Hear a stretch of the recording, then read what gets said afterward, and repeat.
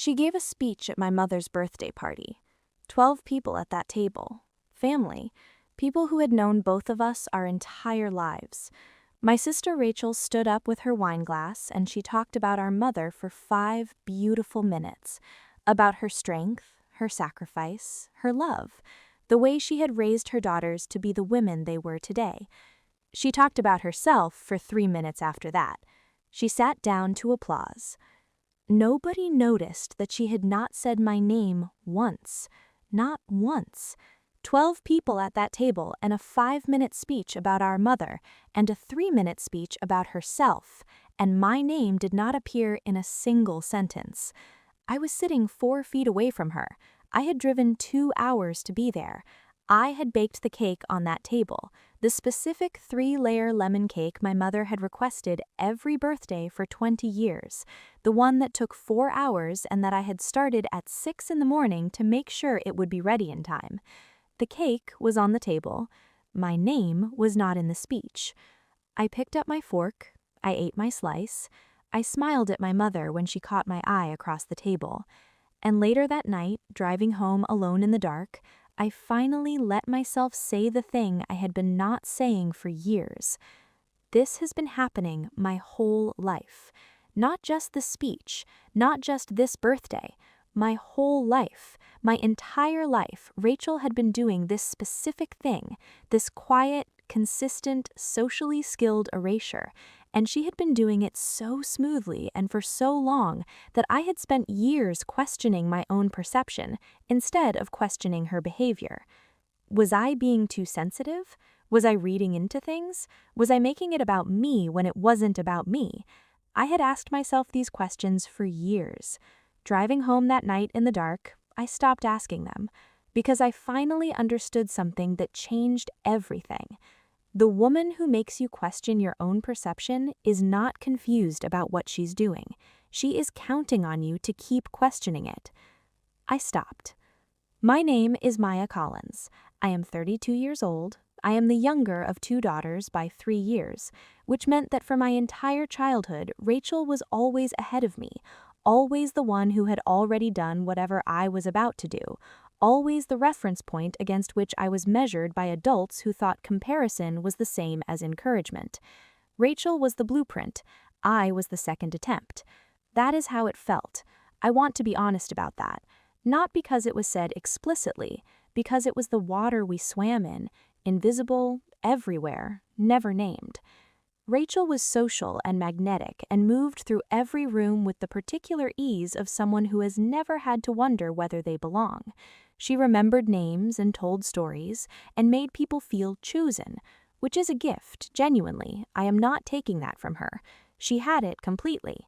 What she also had was the specific skill of people who need to be the center of every room they enter, the skill of making sure that anyone who might compete for attention is quietly, consistently, without any obvious cruelty, moved to the edges. She moved me to the edges for 30 years.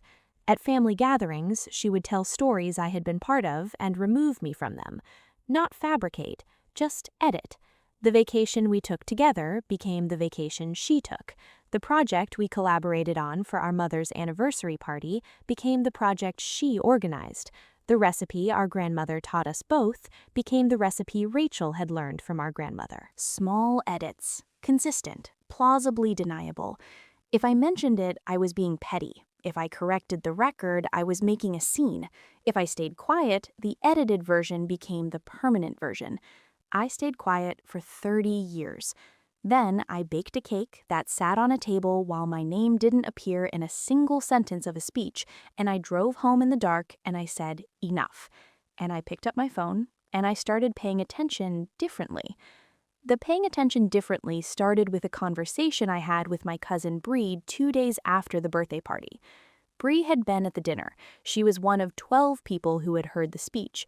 I called her not to complain, but to check my perception, because I had learned to do that, to find one person I trusted completely and use them as the reality check I could not give myself. Did you notice, I said, that Rachel didn't say my name once? Bree was quiet for a moment. I noticed, she said. I've been noticing for a while, actually. That sentence landed somewhere important. "What do you mean, a while?" I said.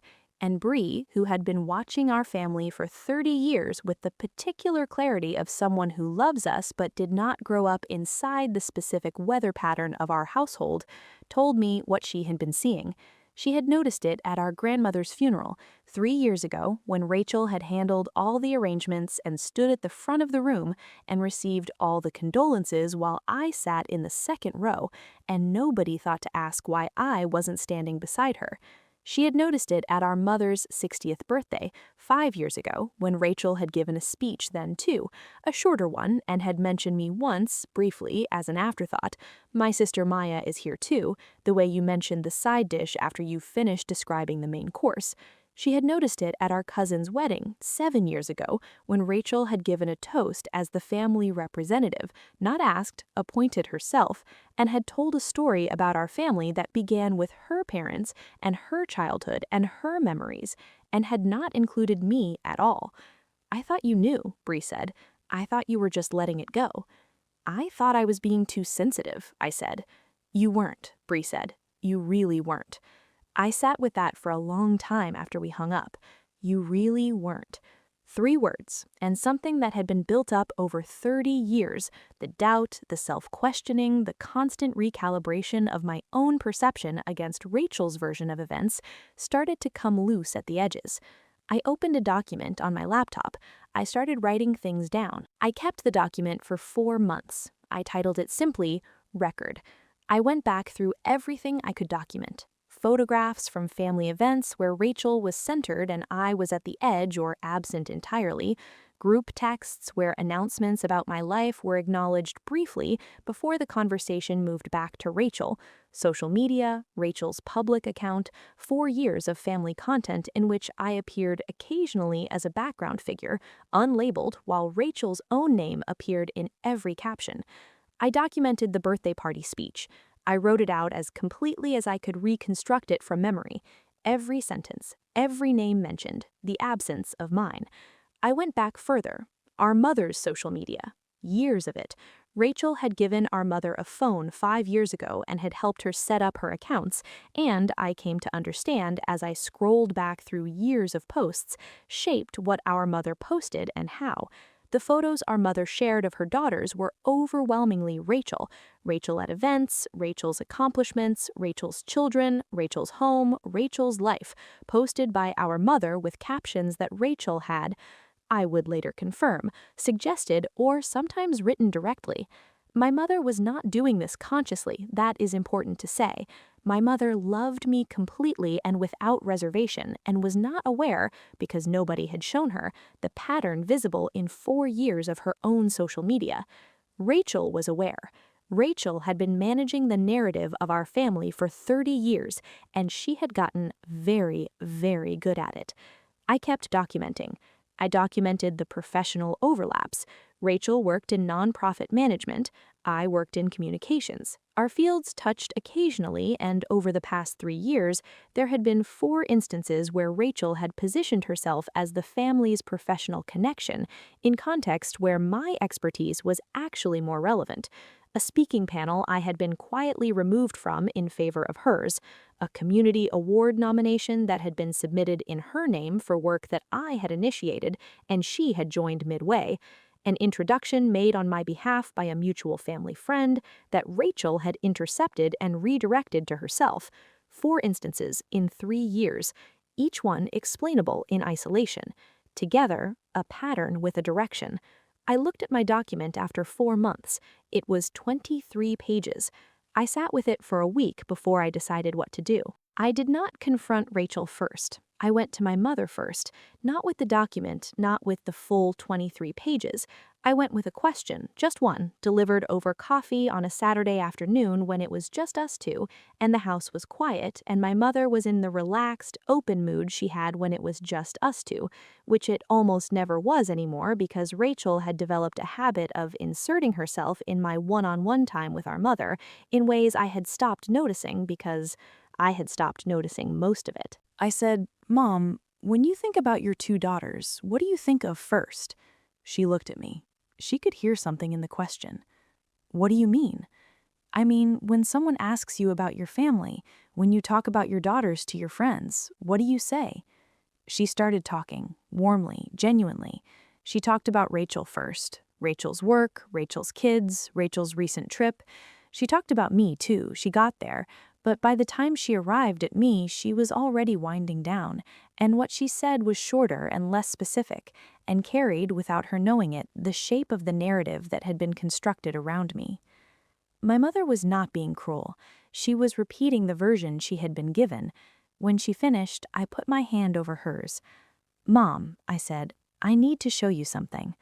I showed her the social media, just that, 4 years of her own posts, scrolled slowly, together with her seeing the pattern from the outside for the first time. I didn't editorialize, I didn't accuse, I just scrolled and let her count. Her face changed slowly. "I didn't realize," she said, very quietly. "I know," I said. "I didn't either for a long time. Did Rachel?" "She helped you set up the account," I said. "She's been helping you manage it." My mother was quiet for a long time. Then she said, "What else?" So I showed her more. Not everything, not the 23 pages, but enough. Enough for my mother, who was not naive, and who loved both her daughters, and who had simply been swimming in water she hadn't known to question, to see the shape of what had been built around her. By the end, she was not sad in the way of someone receiving information. She was sad in the way of someone recognizing something. "I've been repeating her version," she said. "Yes," I said. "Of you?" "Yes." She looked at me for a long time. "Tell me yours," she said. So I did. The conversation with Rachel happened 3 weeks after the one with my mother.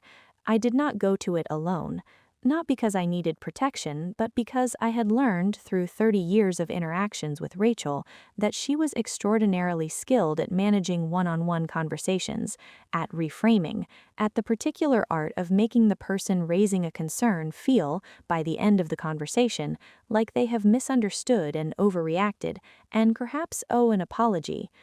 She was not going to do that this time. I brought Bree, not to gang up, to witness. There is a difference, and it matters. I wanted someone in the room who had seen the pattern independently, who could not be told afterward that I had imagined it, who was present for what was said and what was not said, and what Rachel's face did when she understood that this time the conversation had been prepared for. We met at my apartment. Rachel arrived expecting, I think, a sister conversation, the kind we had every few months, surface level, warm enough, careful in the way of two people who have an unspoken agreement not to go too deep. She saw Bree, and something shifted in her expression. "What's this?" she said. "Sit down," I said. She sat. I put the document on the table. Not all 23 pages, a summary, 8 pages, specific incidents, specific dates, specific documented evidence of a pattern across 30 years, the speech with my name missing, the social media audit, the professional redirections, the family stories that had been edited over time until I had been removed from them entirely. 8 pages of things that had each seemed small in isolation, and together formed a portrait that was impossible to look at without seeing the subject clearly. Rachel looked at the document.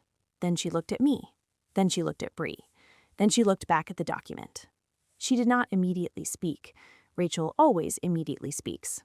In 30 years of knowing her, I had never seen her sit with silence for more than a few seconds before her social skill activated and the reframing began. She sat with it for almost a full minute. Then she said, "You've been keeping a file on me." "I've been documenting a pattern," I said. "This is paranoid, Maya. This is..." "Page 3, I said.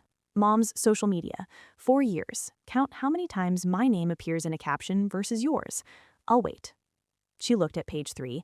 She did not count out loud. But she went quiet again, and Rachel going quiet was the loudest thing I had ever heard in my life. We talked for 2 hours. It was not a clean conversation. It was not the kind of conversation that ends with tears, an apology, and a hug, and a relationship that is repaired in an afternoon.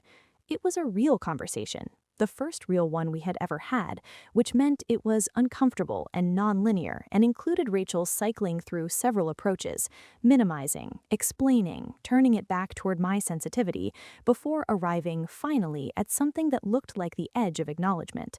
She did not fully admit it. I did not need her to fully admit it. What I needed was what I got. For her to understand, in a room with a witness and a document, that I saw it, that I had seen it for years, that I had documented it, that I was no longer going to question my own perception about it, that the version of our family that had my name removed from it was over. What happened after that was a process, not a moment. My mother took her social media back. She started posting differently. She called me more. She told stories about me to her friends, real ones, with my name in them, and she told me afterward that she had told them, which was a small thing that was not small at all. Bree talked to other family members, not to campaign or to position, but just in the natural way that truth moves through families when it has finally been spoken by someone. The people who had been repeating Rachel's version began to have access to mine.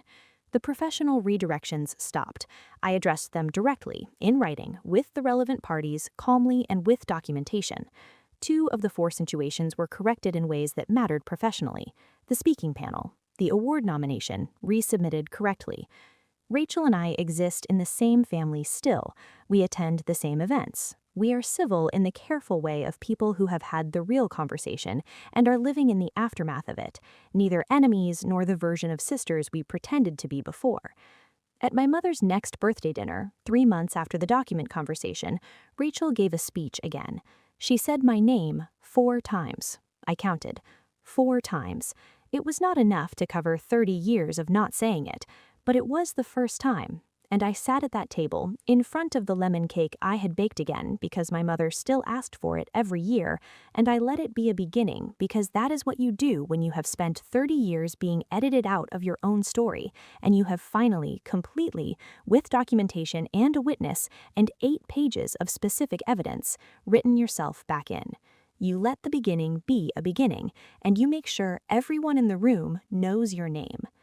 Here is what I learned. The cruelest erasures are not the loud ones. The loud ones you can point to. The loud ones leave marks that other people can see. The loud ones give you something to say when someone asks what happened. The quiet ones are different. The quiet ones happen in the editing of stories and the framing of photographs and the management of narratives and the speeches that are 5 minutes long and never once say your name. They happen so gradually and so skillfully that the person being erased spends years wondering if they are the problem. You are not the problem. You are the person they decided was safe to erase because they counted on you to keep doubting yourself. Stop doubting yourself. Open a document. Write it down. All of it. Every incident. Every date, every speech where your name was missing, and every story where you were edited out, and every professional opportunity that was redirected, and every photograph where you were moved to the edge. Write it down, because the truth, fully documented, is the most powerful thing you have ever held, and the person who spent 30 years removing you from the story has no idea what to do when you walk into a room with 8 pages of it and set it on the table and sit down. I do. I know exactly what they do. They go quiet. For the first time in 30 years, they go completely quiet, and in that silence you can finally hear yourself. Subscribe for more stories where the woman who was edited out picks up the pen and rewrites everything.